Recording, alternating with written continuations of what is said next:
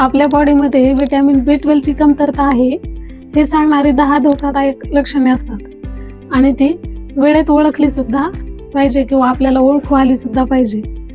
तुम्हाला सतत थकवा येतो का किंवा जिने चढताना दम लागतोय तर मग हा व्हिडिओ शेवटपर्यंत नक्की पहा, कारण आज आपण अशी 10 लक्षणे पाहणार आहोत जी अनेक लोक साधा थकवा समजून दुर्लक्ष करत असतात. नमस्कार, मी रुपाली लबडे. आपल्या श्री स्वामी समर्थ मेडिकल मध्ये तुमचं मनपूर्वक स्वागत. विटॅमिन B12 हे आपल्या बॉडीसाठी अत्यंत महत्त्वाचं जीवनसत्व आहे आणि हे रक्त तयार होण्यासाठी, मेंदूचं कार्य व्यवस्थित राहण्यासाठी आणि नसांच्या आरोग्यासाठी सुद्धा खूप आवश्यक असतं. त्याची कमतरता हळूहळू वाढत असल्यामुळे सुरुवातीची लक्षणे अनेकदा आपण दुर्लक्षित करत राहतो.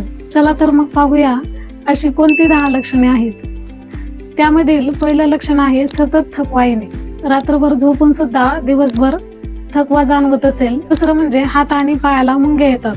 हात किंवा पायाला झणझण्या, बधिरपणा किंवा मुंग्या येत असतील तर आपल्या बॉडीमधील नसांवर विटॅमिन B12 च्या कमतरतेचा परिणाम झालेला असू शकतो. तिसरं कारण आहे चालताना तोल जाणे. चालताना वारंवार अडखळणे हे सुद्धा विटॅमिन B12 च्या कमतरतेमुळे असू शकतं. चौथं कारण आहे विसराळूपणा. छोट्या छोट्या गोष्टी विसरतात, कॉन्सन्ट्रेशन राहत नाही, गोंधळल्यासारखं होतं. ही देखील विटॅमिन B12 च्या कमतरतेची लक्षणे आहेत. 5वं कारण आहे जीभ लाल किंवा दुखरी होणे.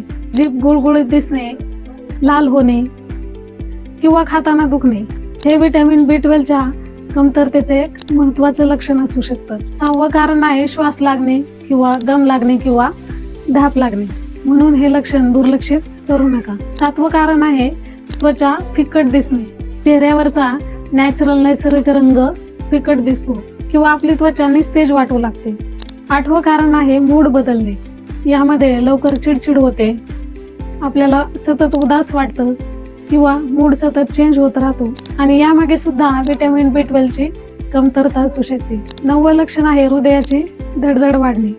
विश्रांती घेत असताना सुद्धा हृदयाचे ठोके वेगाने जाणवत असतील तर तपासणी करून घेणं खूप महत्त्वाचं असतं. 10वं कारण आहे दृष्टी धूसर होणे.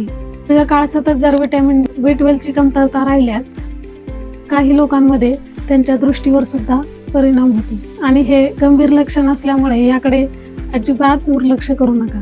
तर मग यासाठी काय करावं? जर यापैकी एक किंवा अनेक लक्षणे जाणवत असतील तर स्वतःहून विटॅमिन B12 च्या गोळ्या किंवा इंजेक्शन सुरू करू नका. आपल्या फॅमिली डॉक्टरांचा सल्ला नक्की घ्या आणि गरज असल्यास विटॅमिन B12 ब्लड टेस्ट सुद्धा करून घ्या आणि डॉक्टरांच्या सल्ल्यानुसारच योग्य तो उपचार घ्या.